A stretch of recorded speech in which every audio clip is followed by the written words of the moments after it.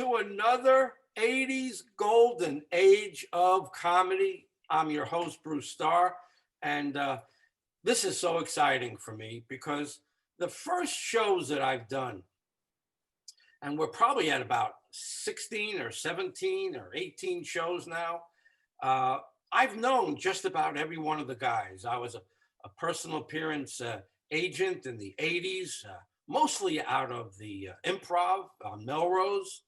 And there was a whole other world up the hill. Those of you that live up out in Los Angeles know what I'm talking about. Jay Leno would go down that hill on his motorcycle after working out at the Comedy Store, and he'd go down to the improv on Melrose. But there's a whole new culture, a whole other culture that worked out of the Comedy Store. Sometimes they mixed and sometimes they didn't. And the guy I have on here today is a funny guy, really accomplished. And he is someone that I really didn't know too much at all out there when I was working, me being the improv and him being pretty much solely the Comedy Store. So I'm excited to introduce to you Harry Basil, and I'm looking forward to learning all about you and what your life has been like and how the heck you decided to be a stand-up comedian and why did you do it? Well, first of all, it is nice to officially meet you, Bruce, and it's going to be fun. I heard about the show, and some of the guys that you interviewed are buddies and friends, and yeah, like you said, it was weird back then. It was like you were either an improv guy or you were a Comedy Store guy. But if you were a New York comic and you started at the improv, Mitzi used to let that slide. You know, some of the guys that came out and were already established at the improv, I think guys like Barry Diamond and Dom Irrera and, you know, some of the New York acts, they were able to, on the slide, play both rooms. But you know, I picked the Comedy Store, and Mitzi was really good to me, and there was really no reason to go anywhere else because she had, you know, so many shows and so many rooms going on, and then La Jolla and Las Vegas, so she could keep you really busy. Where there was a while there where I never even played the road. I only performed for the Comedy Store. I didn't have to. Wow, interesting. If there was a road gig, you know, where the comics would go on the road, make good money. She had Vegas, so you know you could make $3,500 to $4,500 playing Vegas, and sometimes she would send me there twice a month. So I used to get club owners try to get me to go on the road, and I was like, I would make more money just working for Mitzi, you know. Wow. So how did it all start? Where did you grow up? And I grew up in New Jersey, in Bergen County, right over the George Washington Bridge, in a town called Bergenfield, and it's near Teaneck. Where are you from? I was born in the Bronx and grew up in Yonkers, Westchester. Okay, now I was born in Bronxville and I grew up in Yonkers. Yeah, and then my uncle Nick, I'm Greek, right? And my uncle Nick owned a diner in Yonkers, and he used to tell me the story. He would say, "I came to this country. I go to the bank. I ask the man for the money to open the restaurant." He says, "What do you have for collateral?" I say, "I have this, my two hands." He give me the money. I open the restaurant. Now I own the entire street. He bought the street. Yeah. And then he retired to Daytona, and he's not with us anymore, but one of those hardworking Greek immigrants who came here and just, you know, like in My Big Fat Greek Wedding, you know. Yeah, it sounds like it. Yeah. But yeah, so I grew up in New Jersey, and you know, was always into I used to love Abbott and Costello and Martin and Lewis, and watched a lot of comedies. Didn't really know much about stand-up comic though. You know, I didn't really watch the stand-ups on you know, on Carson. I did like David Brenner and Joey Bishop when he would go in the audience, but I didn't even really think about that as a profession, like that you can go perform at a venue somewhere. Unless I saw it in a movie, like Abbott, Martin and Lewis, sometimes they played performers and you'd see them do stand-up in the movie, you know, in part of the plot. And I moved out to LA to become an actor in the early 80s, like 82. And I just was trying to make it as an actor. You know, I worked as a waiter at the Sheraton Universal, and there were other actors that were there. And one weekend I had a friend who was visiting from New Jersey, and I asked one of the waitresses, what's a fun thing to do that's cheap in town, you know, with somebody who's coming from out of town? They said, oh, go to the comedy store, the comedy club on Monday nights. It's free to get in, and you watch all the amateurs go on first, but then the pros go on afterwards. So we did that, and we're sitting there and we're watching the amateurs, and there were some really ridiculous things going on, and I was going, Jesus, this is crazy, or I could do something like this. Then I watched the pros go on, Louis Anderson, Jim Carrey, Dice, and some of them used music and props. And I was like attracted to that. And I was like, shit, I do impressions. Because I always was a funny kid. I was a class clown in high school, and I was in a variety show or the school plays and stuff like that. And I could always do impressions. I was a pretty good mimic. And so I was like, I'm going to try this. So I asked somebody afterwards, how do you get on at the beginning with those guys? And, you know, they said, oh, you have to come on Monday nights and sign up. But what I started to do was I would pay to go on Saturday night and watch the pros in the main room, because I'm not going to learn anything from the amateurs. They're not getting hired. So I would watch all the professionals. I watched Jeff Altman. I watched Denny Johnston and Gary Muledeer, and these were the guys that were in the shows. And I was like, wow, you're either going to have an image, you know what I mean, or you're going to have a hook, or like. So I decided to go with the variety act, and then came up with this movie idea. Indiana Jones was really popular then, Raiders of the Lost Ark. So my first bit that I did was I dressed like Indiana Jones with a jacket with spiders on the back. And I had a big 30-gallon garbage bag that I used as a boulder to chase after me. And I wasn't using soundtracks. I was just humming the music. And it was very sophomoric and stupid. It's silly, but Mitzi hired me. She liked it and hired me, and said, you can be a doorman too, right? So then she was giving me spots in Westwood. So I had this little silly act that started with Raiders of the Lost Ark, and then I started adding these other movies, and I was her runner. So I got to drive the Comedy Store truck, which was this red pickup truck that had belonged to Mike Binder, who's a big director now and screenwriter, and he just directed the Comedy Store documentary, the 5-part documentary. Right. So I said I knew how to drive a stick, but I didn't. I think I ruined the truck. But anyway, I would have to go buy Mitzi cigarettes. Meanwhile, at nighttime, I'm getting $25 to be a doorman. I'm getting $35 during the day to be the runner. And then she's given me spots over at the Westwood Club, which is in Westwood Village, where UCLA is. So I'm kind of developing the act over there. And one day she sent me to buy a Barbra Streisand cassette tape from Tower Records. And I was never into music. When I was a kid, we had a stereo, but the needle was broken, so I wasn't into music. And I went to buy her soundtrack, her cassette tape of Barbra Streisand, and I saw a section that said soundtracks.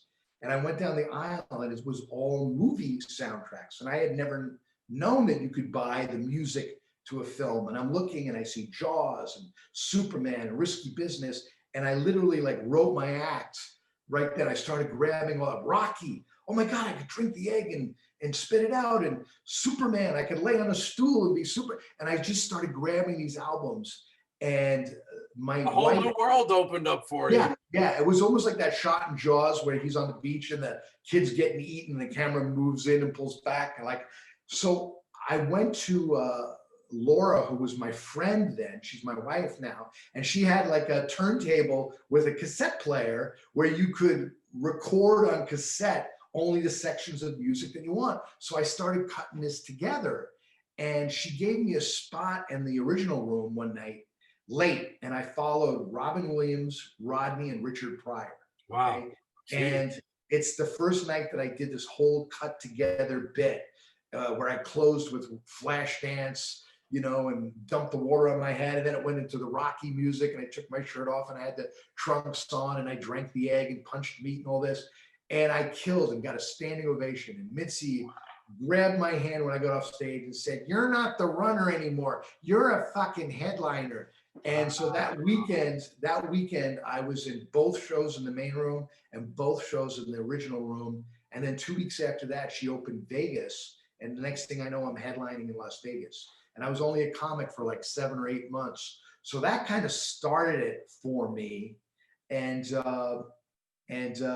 now I have this act, this variety act. And it's kind of a mashup between Carrot Top and Danny Gans, the impressionist.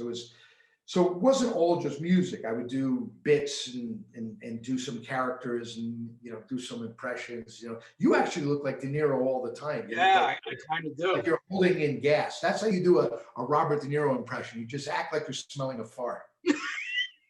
Did I do that? Did I just cut one? Did I cut one? But see, you got the face right now. Anyway, so that's how I kind of became a paid regular and one of Mitzi's favorites. And this was like 82, 83. Perfect, right at the and then right. It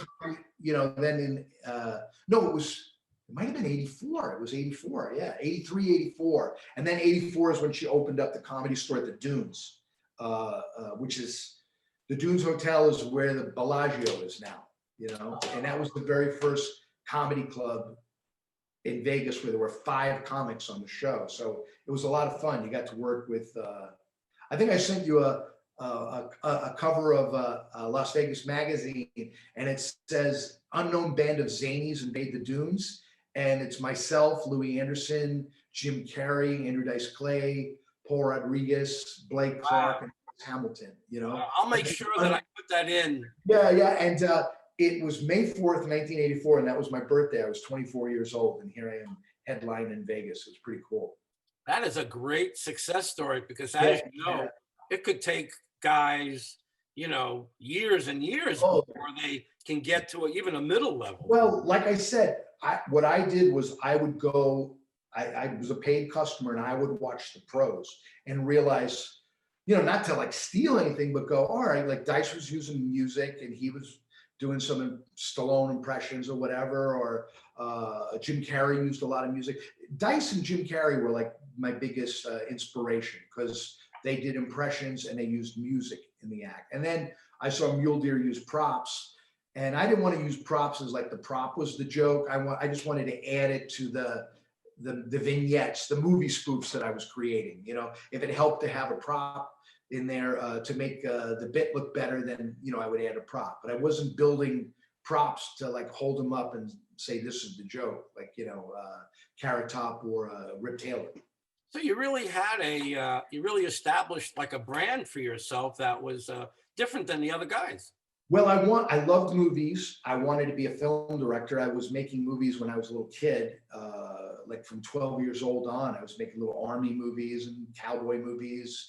And then in high school, I made this spoof of Jaws. I loved the movie Jaws.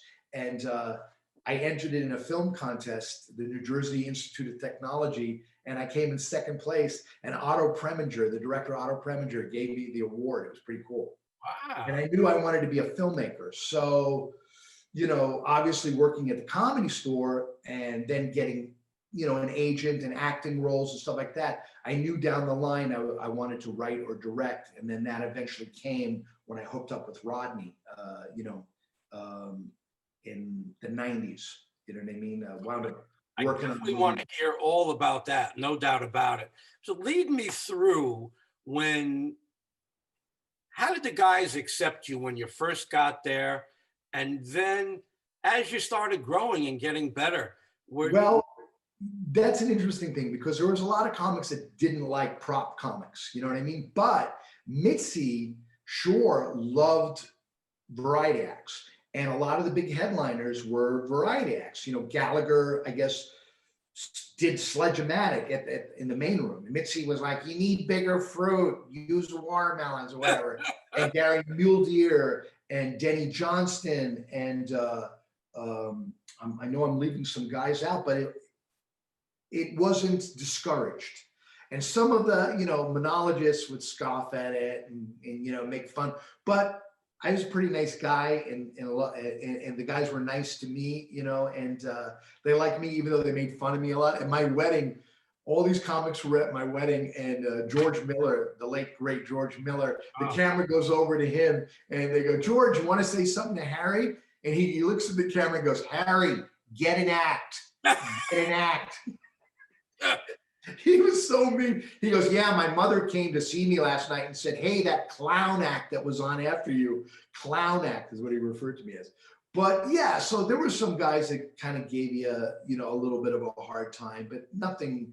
I mean, in the 80s, it was, we all kind of looked out for each other. You know what I mean? And other guys work or recommend you. The first movie I was in as an actor was a movie called Peggy Sue Got Married. Francis Ford Coppola directed it with Nicolas Cage and Kathleen Turner. And in the movie, I play a buddy of Nicolas Cage, and I'm in his band. And Jim Carrey is also in the movie, and so is Will Shriner. Well, I got the audition for that because Louis Anderson and Paul Rodriguez were in a movie called Quicksilver. And the casting director, Penny DuPont, was like, "Who's some of the hot comics right now? Who should I go look at?" And both of them said, "Oh, you should go see Harry Basil." So she comes to see me at the Comedy Store, and then she had the producer come see me, and I wound up getting in the movie that way, from two friends recommending, I had an NBC deal in the 80s with Brandon Tartikoff, signed me to a development deal, and he came to see Louis Anderson, and I was on after Louis. And, so there was a lot of that going on back then. A lot of industry people would go down for showcases. I don't even know if they do showcases anymore. You could just see everybody on YouTube or, "Oh, send me a clip," But back in the day, you would go, "Holy shit, that's, Barry Levinson is here to look at comedians for Tin Men, the movie Tin Men." He was looking at comics. So you might be seen by somebody, So it probably worked out if there was just one or two of the industry people there, but how about industry night when half the crowd would be Yeah, and the tough thing on an industry night is, like, if you were following Charlie Fleischer, who God bless him, he would go a little long, but he was so brilliant. And when you watch Charlie Fleischer is, of course, the voice of Roger Rabbit and a brilliant comic and actor. And he would take you to Mars. Like, when you're watching Charlie, you're on a different planet. And if he went like 15, 20 minutes long, like I've seen him do that at the Improv, and he was done, and there was still like 6 more comics. They felt like the show was over, and you see the whole half of the audience get up and walk out. And that, that would suck if you had somebody there to see you that night and they're all walking out after Charlie. He was a tough act to follow. I remember seeing him and Lenny Schultz for some reason. That's another guy, Lenny Schultz. Now, Lenny, I never saw Lenny, but we had a few crossover bits. Right. I guess he did Rocky and whatever. But he was Lenny Schultz is a legend. There's clips of him on Laugh-In and on Letterman, and there's stories, Letterman telling stories with Billy Crystal. He was just nuts. He was this crazy prop comic. He looked like Charlie Callis, and he would like, "I'm gonna go fucking crazy. If you want to see pigs, scream more pigs. If you want to see shit, scream more shit." And then he would pull all this crazy stuff. And it was perverted too, but he was nuts. Well, he wasn't around when I started, so it's not like I saw him and was inspired by him. But then he came back to town and saw me, and Mitzi was giving me these great spots. So he sees me closing with Rocky, and I'm punching like a steak, raw meat, right? And he goes, listen, kid, I do a fucking bit where I punch meat. Don't punch meat. I punch meat. So I said, okay. He goes, you could still do the Rocky thing, but don't punch meat. So I went out and I bought a cow, right? A stuffed cow. So I'm punching the cow, and it's getting an even bigger laugh. And he goes, why are they laughing when you punch the cow? He was just so weird. I go, well, meat is from cows. And yeah, but what's funny about it? He was just so bizarre. But talk about having to go on after him. Oh, there she is. There's Hello. Laura. There's Hi. my wife. Very nice. I'm Bruce Do I know you? This is Bruce Starr. This is Bruce. Bruce is in Florida right now. Do I know you? No, we never. No, I don't. We never. But I I don't saw even- a picture of you, and I said, "Lucky Harry," and I said, "I would love to see you got. You're still together. Beautiful. I'm very happy for you both." Thank you. Thank Hey, you. that photo that I sent you of us, that's like before we got married. That was like 85 in front of the original room. We went back about 2 years ago for Mitzi's, memorial, and we took a picture in the same spot. I'll send you that picture. Oh, too. great! I'd love that. With the original. I, of course, don't look at anything like I did. She still No. looks the same. No, I don't look the same, but Harry and I, we met before the Comedy Store. We were both working at the Sheraton Universal, Oh, and I was a hostess and he was a waiter, oh, and he used to drive me crazy. He was real hyper, and he'd run into the room and he goes, "I'm gonna marry you one day," and I was like, "Not interested," and because he was kind of nerdy and just no, Yeah. Harry. he's still nerdy, but like I saw the good in him later, and also he's funny, so that adds a lot. You know, That that's adds a lot. beautiful love story to hear that you met before anybody gained any kind of fame or fortune. Not that we've gained too much fame or fortune, but it's great to hear. This is a Yeah. beautiful love story, really. Well, thank you for saying that. And actually, though, it wasn't until he became a comedian that I wanted to date him. Well, actually, I'm just kidding. Okay, all the that stuff, part was all the awesome. stuff I was doing all the obnoxious stuff I was doing as a waiter. Then I wound up doing it on stage, and it was completely different. It went over. You know, when you're a waiter, you're just like, oh, that waiter's really obnoxious, you know. But then I wound up doing it on stage. He was my best friend for a year. Oh, We started dating. Yeah, and we're still together. Shut up! And he's still my best friend. Oh, that might be. you know, fun. that That's sweet. that's wonderful. Listen, it's exciting because I haven't been to Vegas in a long time, but it's great to know that there's two wonderful people out there. When I finally get out, it'll give me a little bit more of a, a push to get out. Fun out because we have fun here. There's a lot of comics that live here. We hang out with a lot of comedians. I'm actually gonna go meet. Sorry, Harry. I'm gonna go meet my friend right now who's dating Brian Regan. She's Brian Regan. You know Brian Regan. Oh, he's a very funny comic. He's a brilliant comic. Brian Regan? You don't know who Brian Regan is? You know, I don't know him because I think he came. I was just in the 80s and mostly down at the Improv. So hearing about So Harry, listen, one of my employees is here, and I'm gonna go give him something. I'll be that's right back. good, Harry. That I'm fine with that. I'm perfectly fine because she's the funny one anyway. So I'm glad to just talk with her. Shut up.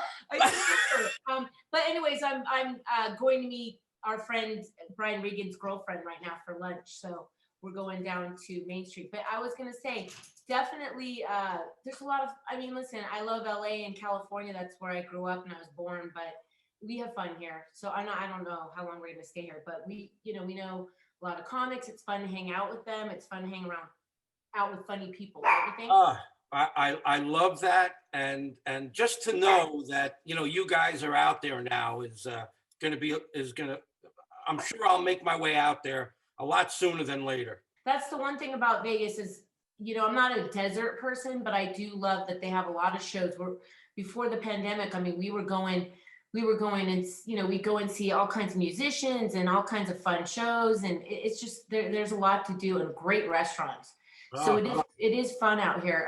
But I was around in the early days with Harry at the Comedy Store, and we used to watch Sam Kinison. Harry was talking about. Oh, I don't even know if I should tell the story, but Harry was. Please. All right. Well, Harry was talking about. He might kill me for saying this. No, he won't. Because he was a prop comic, but he was also. Mitzi loved him from the get-go. I mean, he became pretty successful very quickly. She was giving him OR and main room closing spots right from the beginning practically. And he killed, he had this unique kind of show that he just sort of came up with.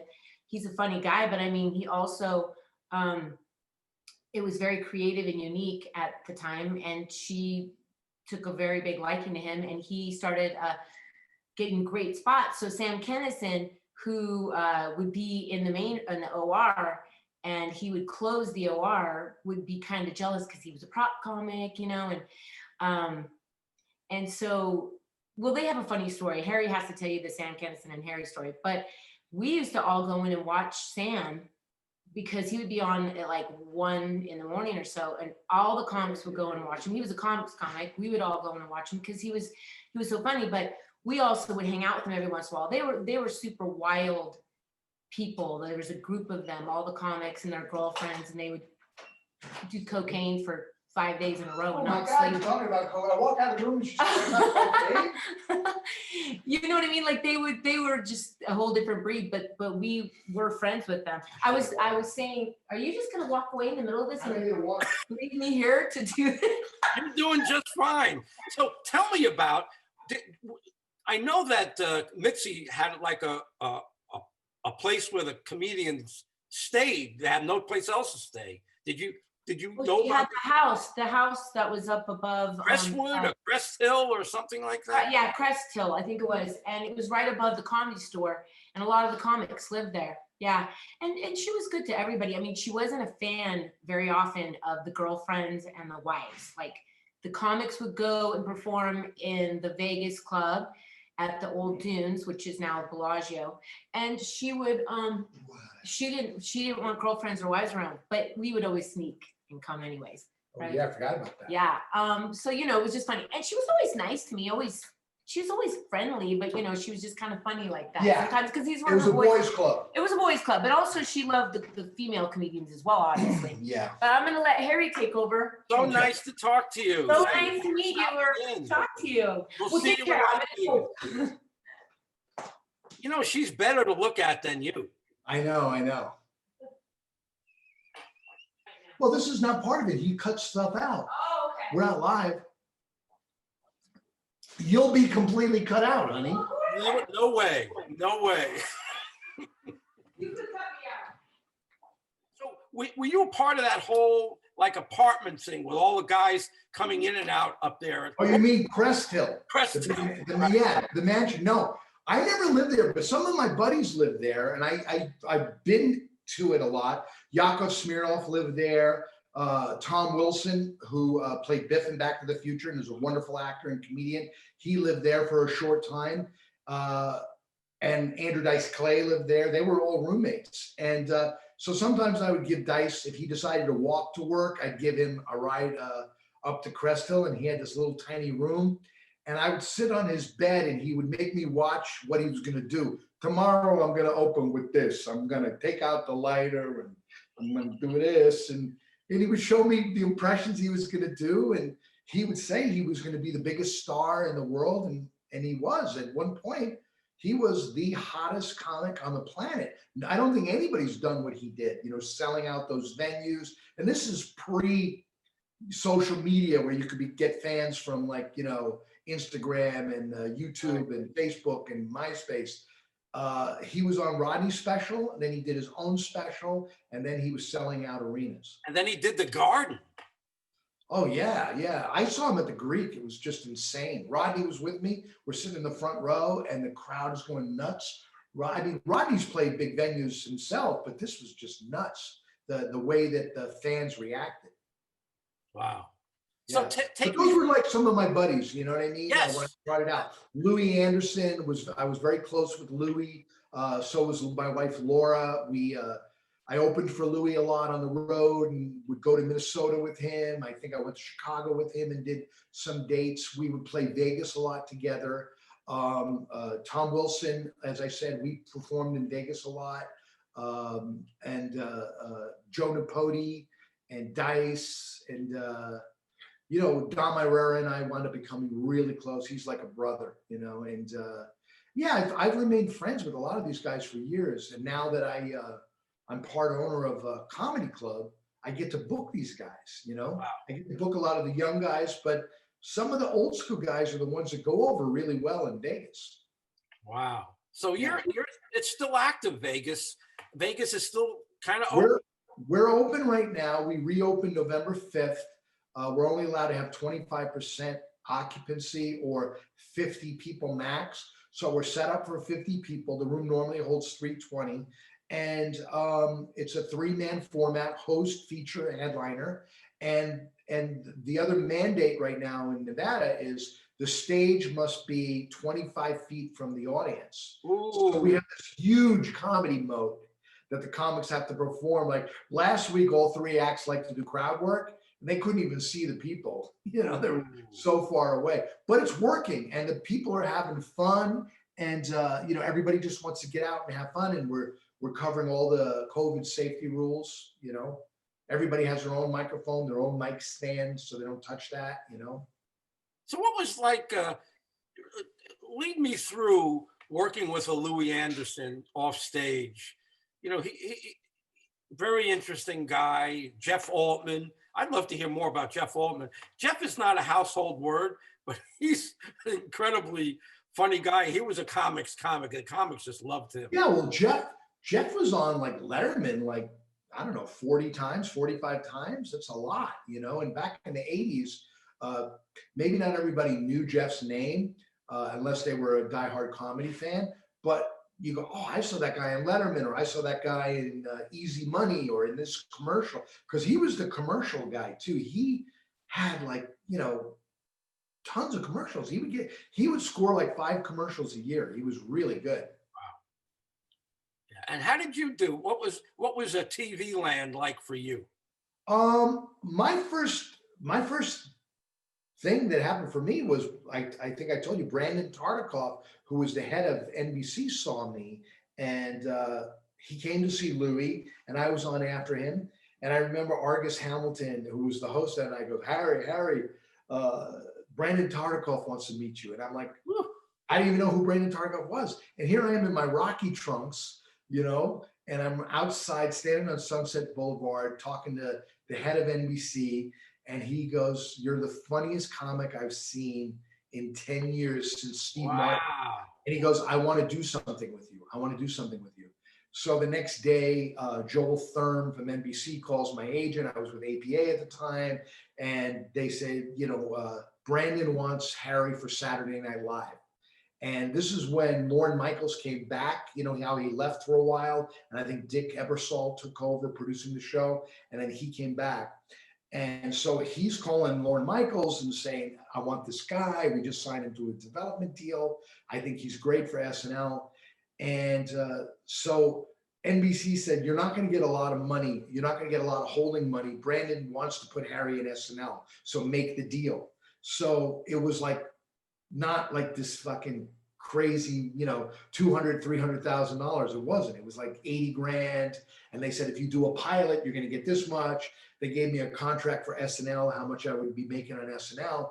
So meanwhile, I wind up getting Peggy Sue Got Married. It's all the same time. This is all happening for me. I'm like, holy shit. I'm up for Saturday Night Live. I've got, you know, a deal with NBC. As a matter of fact, when I was doing Peggy Sue Got Married, Helen Hunt was in the movie. And she said, "Yeah, Brandon Tartikoff says he loves you, and you know that you have a deal." She goes, "I have a deal with NBC too." And I was like, wow, this is just really cool. So in the middle of Peggy Sue Got Married, we go to Francis Ford Coppola's house for a party, okay, because we shot the movie in Santa Rosa. So Jim Carrey and I are in Francis's wine cellar grabbing bottles of wine. We were drinking wine, and Francis said, "Jim, Harry, go get some more wine. Only get Vino Forte," it was called. And that means strong wine in Italian. And it was something like 80 proof. It was like over the proof of normal wine, so he couldn't sell it, you know. And this is before it was called Coppola Wines. It was called Carmine Cellars. Oh, wow. Cellars. So Jim and I are drunk. I've never drank wine in my life. We've got these bottles of Vino Forte. I still have like one bottle in my office just as a showpiece. And we're so drunk. They took us back to the hotel that we were staying at. Jim and I were Jim is passed out in the lobby. We don't even remember our names. That's how drunk we are on this wine, okay? And we didn't have our keys. They let me into my room. Jim had a connecting room. I carried him into his room and put him to bed. I fell asleep, and I had to get up to fly to New York to showcase for Lorne Michaels for Saturday Night Live. Oh. And I'm drunk as can be. And I got to go from Santa Rosa to San Francisco and then catch a flight from San Francisco to New York. And I'm so hungover. And I go into the restaurant to eat. And they haven't opened it yet. It's Sunday. I'm flying out on Sunday. and I'm going to go do the showcase and come back because I'm working on this movie. And I'm waiting for them to open up the restaurant. And all of a sudden I feel sick and I threw up all over this like tan carpet, red wine. Just, it all came out of me. And I just left. I ran. You know what I mean? So here they are about to open the Sunday brunch and some guy pukes all over the place.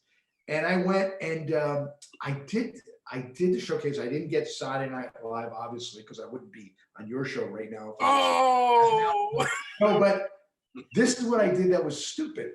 I just wanted to have a killer show. So I did all my musical bits. I did all the bits where I have music, and the audience loved it. You know, the regular paying people that were at the comic strip or the improv, I forgot which club it was at. But I didn't do any of my impressions, which was so stupid. Like my agents, or if I had a manager to say, look, this is what they're looking for. Don't do the Rocky thing. Don't do the Superman thing. Do the Godfather impressions, do your De Niro, do your Jerry Lewis, do your Arnold Schwarzenegger, do any original characters that you have. That's what they want to see. And so Franken and Davis, Al Franken and Tom Davis and Lauren Michaels came see me. And then they called Brandon and they go, what? He was just jumping around to music. So I blew that audition. You know what I mean? And I always regretted that. You know, there's always little things like that. You go, fuck, man, I picked that up, you know? of course. But you know, then Brandon put me into pilots. One was a spinoff of Give Me a Break that still airs every once in a while, where I have a Greek restaurant and Nell Carter comes in and her purse gets stolen and they blame it on another cut. And it was going to be about me with the Greek family. Like the writers, I was trying to talk the writers into writing something about a video store, because it was the early 80s and video stores were just popping up. And I said, look, I love movies. You saw my act. How about me in a video store? And they said, no, they wanted to make it a Greek, my Greek heritage. I said, I don't even talk about being Greek on stage, but they wrote this script. And then I did a spinoff of Family Ties. One of the characters on Family Ties, Nick, they gave him a big Italian family. So I did a bunch of pilots, you know, and got a couple of other little movies and stuff like that.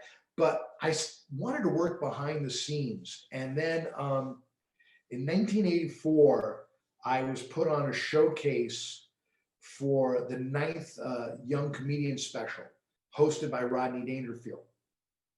And I got cast in it, along with Sam Kinison, Louis Anderson, Yakov Smirnoff, Bob Saget, Rita Rudner, Maurice LaMarche, Wow.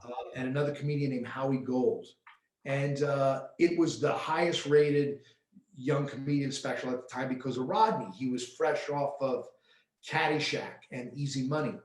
And Rodney was really cool. You know, he was, man, you know, hey, I'm doing a movie called Back to School. You might be right to play my son, you know? So he got me an audition for Back to School. And I had a screen test and I met with the director in the studio. I didn't get the part, but the same week I got Peggy Sue got married. So I was excited about that. But Back to School was a big part. It would have been so cool to have had that.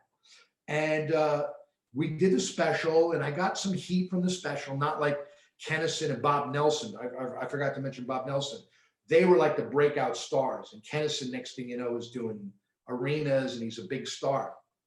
But it was the highest profile thing I had done up to that point where I would actually even get recognized. You know, people, hey, you're in that Rodney Dangerfield special, because so many people saw it.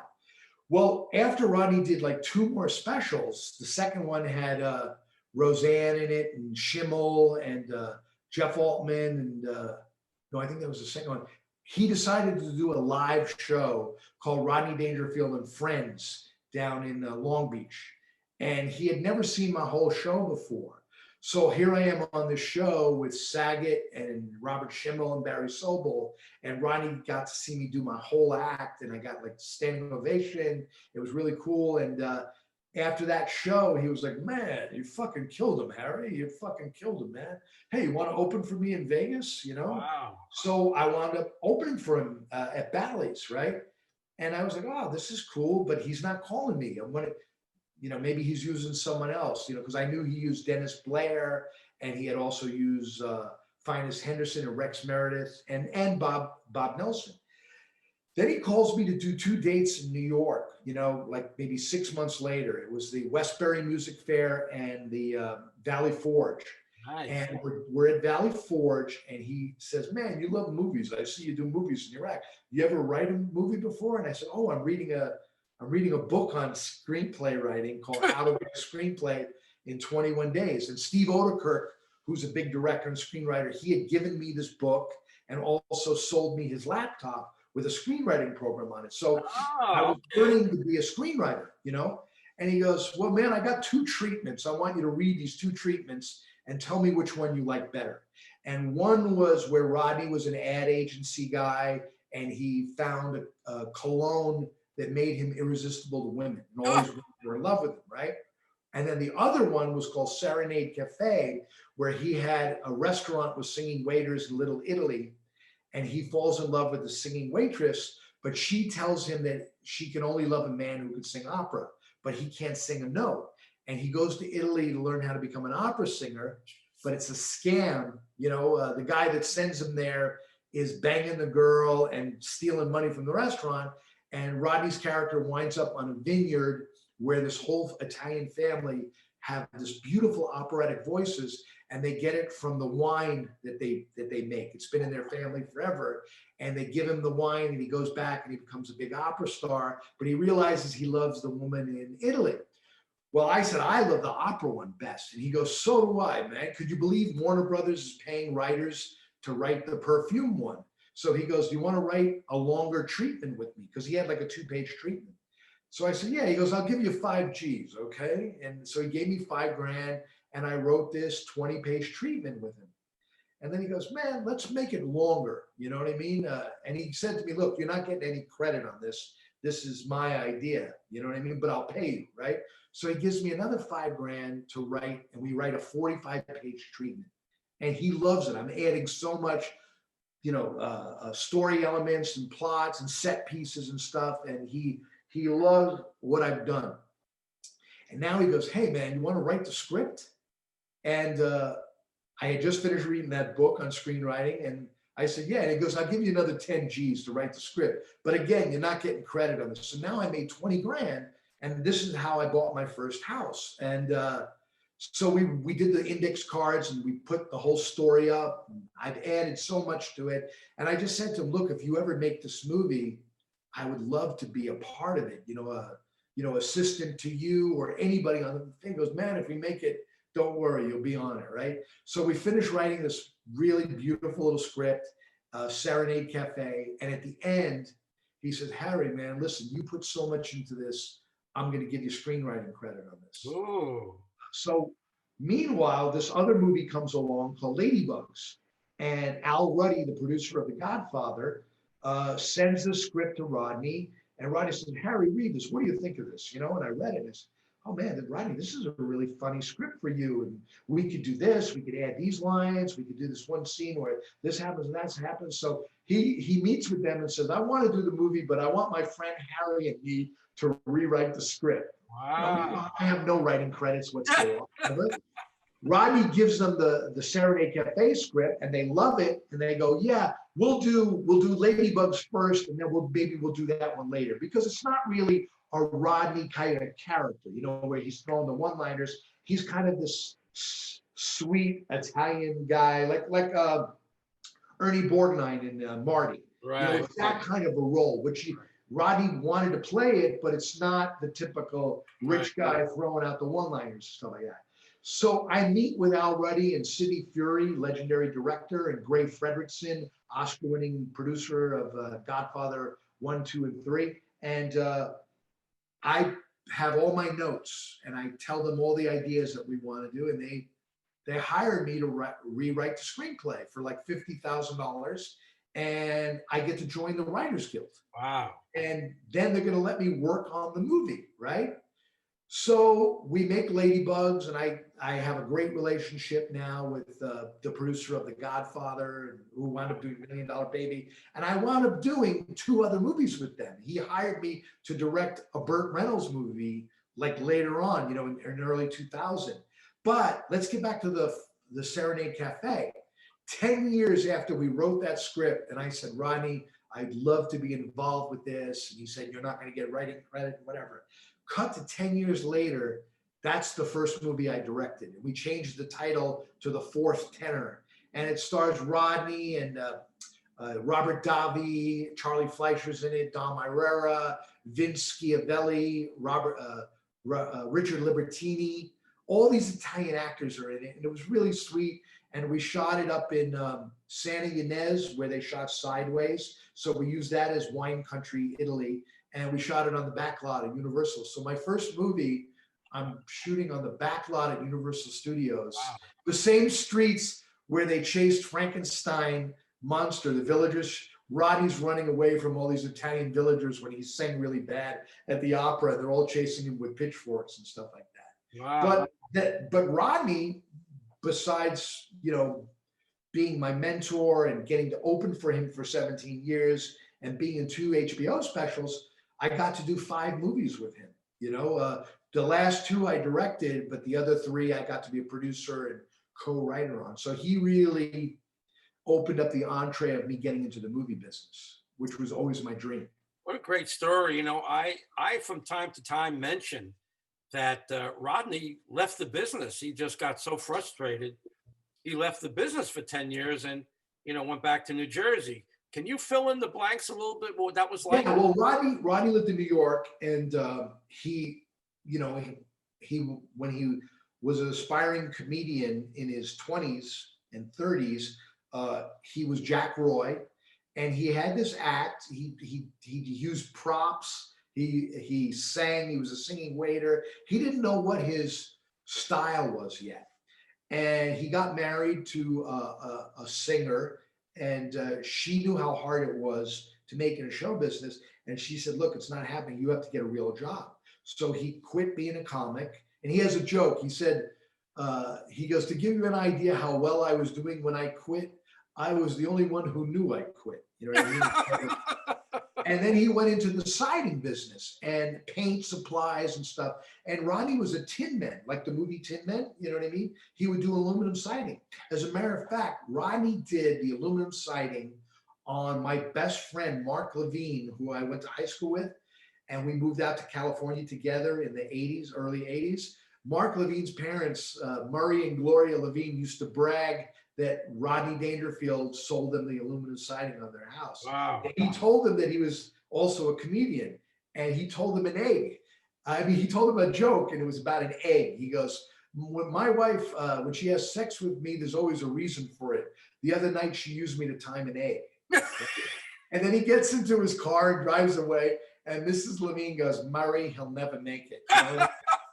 But it's just so funny that, and then my friend Mark Levine got to meet Rodney later on in the like late 90s, and he shot a commercial with Rodney in it, and he said, "Yeah, my parents still own the house, and the siding is still up that you had sold them." But anyway, so Rodney's a tin man, and he and Joe Ancis, the famous Joe Ancis, who inspired Lenny Bruce, was one of Rodney's friends, funniest guy in the world, but he wasn't a comic. And you would think he was a comic. They used to hang out at Hanson's drugstore, and Joe Ancis was the center of attention. He kind of looked like Neil Simon. He was really hip. He was into jazz. And Lenny Bruce, who was friends with Joe, basically emulated Joe's persona. And he says, "I'm doing you on stage." And Joe would go, "Do it, man, do it." "I'm not doing it, right? Hey, baby, it's all this, it's all that." And, you know, the spritz, as it was called. So they kind of hung out, and Rodney, Jack Roy, was writing jokes for a lot of the comedians that hung out at Hanson's. He had like a file box in the trunk of his car, and he was still selling siding and paint supplies, but he wanted to be on stage, and he was always writing jokes. And at one point, he was like, "Fuck it, man, I'm going to get back into comedy." And he came up with this gimmick with "Me, Nothing Goes Right." And that was his first hook.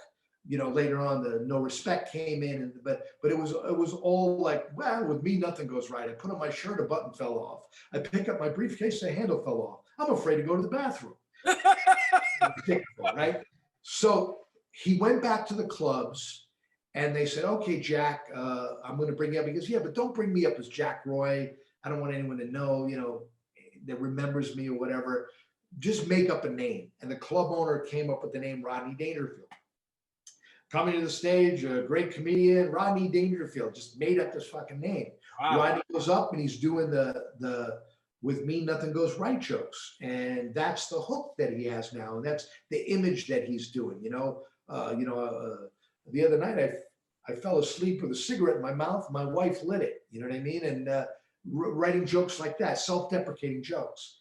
And he's starting to get some heat. And he comes back to the club the next night, and the guy says, "What do you want me to say?" He goes, "Just bring me up with that name you came up with yesterday." You know what I mean? And they were like, "Okay, that's my stage name now, Rodney Dangerfield," right? Then he starts getting some gigs. He would hang out with Joey Ross, Oh, I love Joey. Ooh, ooh, ooh. So Joey Ross was famous from Car 54 and Yeah. he was in, and they would go to a nightclub and they'd always bring Joey Ross on stage, but he really didn't have an act. And he go, "Hey, a friend of mine is in the painting business. He tells a couple of jokes. Let's bring up Rodney Dangerfield," right? So Rodney would go up and he would kill. And then the club owner would go, "Hey, man, you're funny. You want to play?" And Rodney would get a gig out of it. And Rodney was grateful to Joey Ross, but he said, "Man, do you have to say I'm in the painting business? I am a fucking comic, man." So, okay. So, he stopped saying that. Now he's Rodney Dangerfield and he's getting some gigs. And then he winds up getting like Sullivan and Michael Douglas. And then he comes up with the No Respect. And The Godfather was out in theaters. The book was popular. And the whole thing was with me, you don't show any respect. You don't give any respect. And that's where the No Respect image came up. Wow. And it's fun to watch the Sullivan shows when he does No Respect. And Rodney's style was a lot slower paced. And he was like, "You know what my problem is? I don't get any respect. Like the other day, blah, blah, blah, blah, blah, blah, blah." And then he would do the joke and the joke would get a laugh. And he would do two No Respect jokes and get a laugh. Then you watch the third time he's doing, "You know, my problem is I don't have no respect. No respect at all." The crowd is applauding. Because back in those days, when you did TV, if you did like the Tonight Show or you did the Sullivan Show, the next day you'd go out on the street and everybody recognized you. Oh, yeah. It's not like today, like you can meet a comic today and he could say, "Oh yeah, I've done the Tonight Show 20 times with Jimmy Fallon." "Really? I've never seen you on it." Because everybody's watching. There's so much on. There's so much content. YouTube, Netflix. You know what I mean? We don't tune into the Tonight Show like we did to watch the stand-up act that was going to be on that. Yeah. Some shows barely have stand-up on it. So that's a little history of Rodney, making it. And then of course, he's Rodney Dangerfield. He becomes a household name, and then he winds up getting Caddyshack, and he winds up becoming a movie star after that, which was just terrific. And some of those early movies that Rodney did, Caddyshack, Easy Money, Back to School, they keep finding a new audience. Those movies, they play over and over again. And there's always a new generation of people who play golf, and they discover Caddyshack as the premier golf comedy. Back to School, the premier college comedy, you know what I mean? And they still play it, you know what I mean? Like I turn on the TV and there's Rodney again, and those are his big movies. The ones that I did with him, you got to go to the dollar bin. I really, really want to thank you for telling that, because it's always been a wonder to me. I never really understood. He was always somebody that impressed me and inspired me, because I was out in the LA in the 80s, and I left the business for 10 years. And then I remember hearing the story about Rodney leaving the business for 10 years. And yeah, I mean, he was in his late 50s, when he got back in and started becoming famous. So, there's hope. Yeah, I mean, it was a real inspiration for me. And I went back again because, you love the business, And doing this show really fills a nice spot for me, because I get to talk to people like you and hear your story and learn things about comedy that I've never heard, that no one's ever heard before. Right. Well, another great thing about Rodney was he loved to help young comics, and he handpicked all the guys that were in his specials. I think after he did that young comedian special, the 9th annual, and it was such a high rated special, and Kennison became a big star and Bob Nelson became real popular from it. HBO, besides continuing with the 10th annual, 11th annual, 12th annual young comedian specials with different hosts, they gave Rodney his own special every year. And he would put 5 comics in it. And he shot it from Dangerfield's in New York. And then he eventually shot one at his club in Las Vegas at the Tropicana, which is now part my club. I book it, the Laugh Factory at the Tropicana. That was Rodney's place in the 80s. Wow. And he shot opening night at Rodney's place with Tim Allen, Jeff Foxworthy, Greg Travis, Thea Vidal, and John Fox. And but all of his specials, he handpicked the guys. He put guys in movies, you know, like when he gave Sam his break and he was a breakout star on Rodney's special. Then he put him in Back to School. You know, he loved to help comics out, which was a wonderful thing. I mean, you know, letting me direct the last 2 movies of his life, he actually financed the film. They were like $3 million budgets, and he put up the money for it. You know, Wow. Who does that? It was like Uncle Rodney. Harry, I'm going to make a movie and we'll let you be the director, okay? And I don't want to wait for fucking people to put money into it, man. It takes forever, man. I'm going to put my own money in it, okay? And if I lose it all, it won't affect my lifestyle one bit. He used to say that all the time. Man, if I lose it all, it won't affect my lifestyle one bit. So I was like, all right. So how did it do? Okay, Meet Wally Sparks. That one, he put his money into it and he got it all back because Trimark put it out. But when they released it in theaters on 1,500 screens, you know, we were on buses, billboards, commercials during Seinfeld. They released it the same day George Lucas re-released Star Wars in movie theaters. And so the number 1 movie that week was Star Wars at 20 million. The number 2, Jerry Maguire at 8 million. Ooh. And we were number 11 at 2.5 million. Meet Wally Sparks behind Beautician and the Beast with Fran Drescher. So we only stayed in theaters for like 2 more weeks, but then they did really well on video. So back then you could get your money back on DVD and video release. Now, you know, I think Walmart is the only place that sells DVDs and Target. You know, it's not as big a sale. You know, you could make $2 million off of a low budget film off of the DVD rights and the HBO or Showtime rights. So he would always get his money back, you know, which was great, you know. But we never wound up having, we never had a Back to School or a Caddyshack, which, you know. It goes just to show you how tough the business is. Yeah, yeah. You know, it's tough to do something made.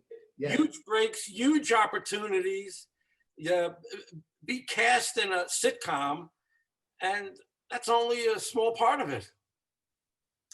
Yeah, I mean, you'll hear stories today about people putting their own money into things and stuff like that, you know, just to get something made, you know. Even a lot of guys today now will go out and shoot a sizzle reel or finance the pilot themselves, you know.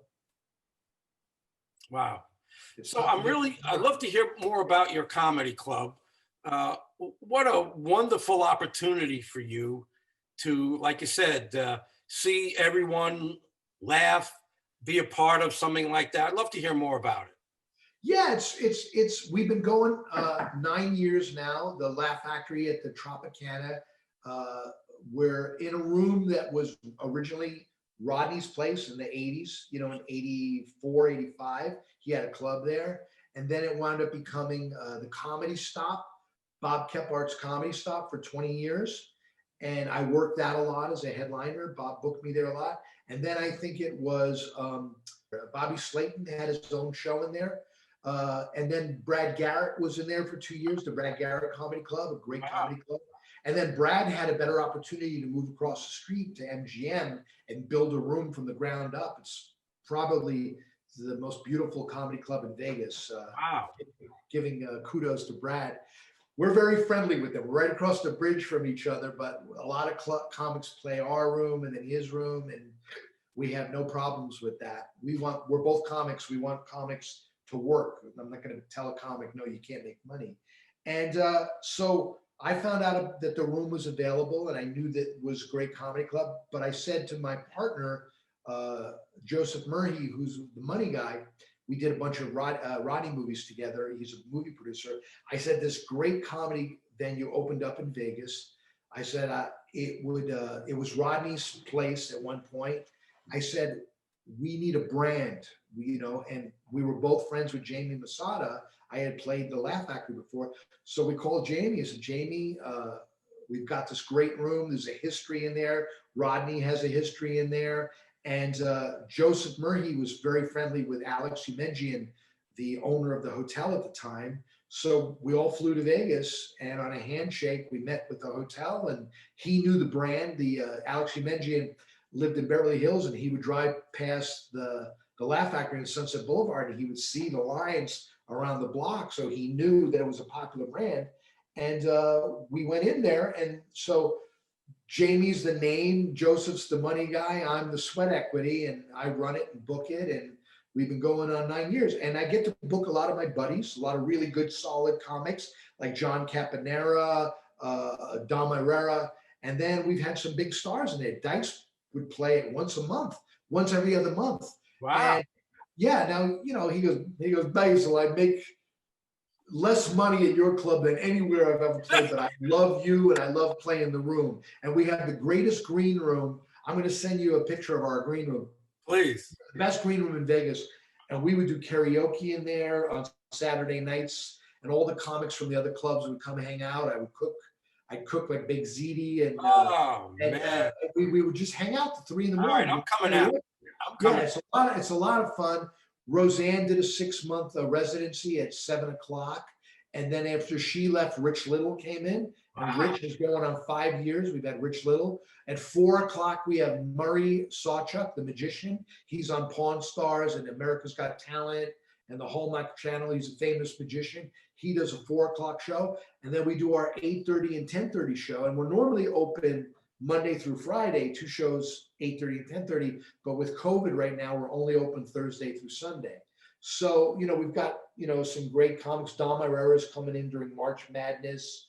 Then we wound up booking some big shows in the Tropicana Theater. So we had Jim Norton, we had Paul Rodriguez and the Latin Kings of Comedy, and we had Rob Schneider, which was pretty cool. And the 1100 seat, and it was produced Laugh Factory Concert Series Presents. So I believe in our showroom being busy. Like, I'm not going to just do my 2 shows and that's it. So that's why we've got 4 shows a night going on.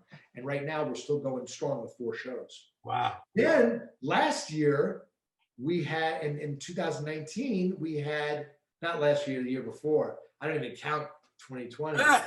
We had a series of urban acts that played Thursday through Saturday on Rich Little's dark days. He was dark then.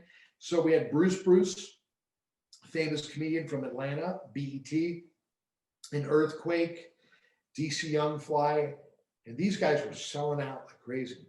Wow. So yeah, I love for the club to be busy, and we're always trying stuff. I love it. I love what I'm hearing. I love hearing your story and what show business has meant to you and your contribution. That's great. I love to ask this question. I might know what the answer to the first part is.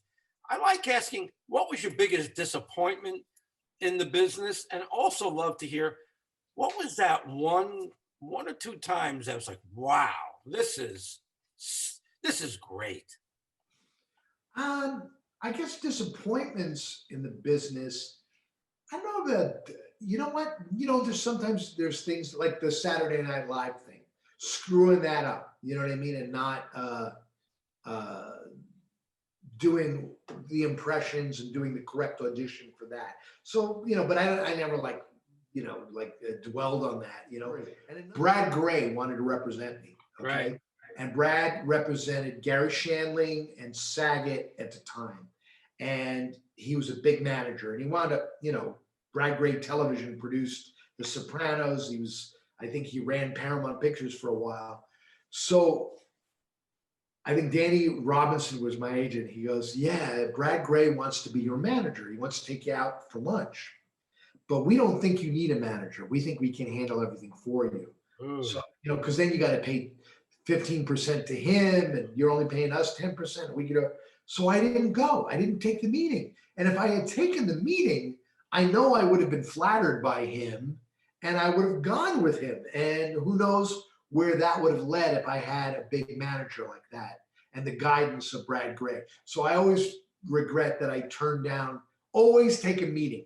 Always take a meeting. You know what I mean? Stupid to say no, Like I said no to your podcast because you reached out to me on Facebook and you said, hey, I'm Bruce Starr. I was an agent during the 80s, and I've got this show, the golden age, the 80s, the golden age of comedy, and wanted to know if we could book something. Or I forgot how you phrased it. So I thought you were a promoter wanting to book this 80s golden age of comedy show. Not that I wouldn't want that show, but That's a good idea.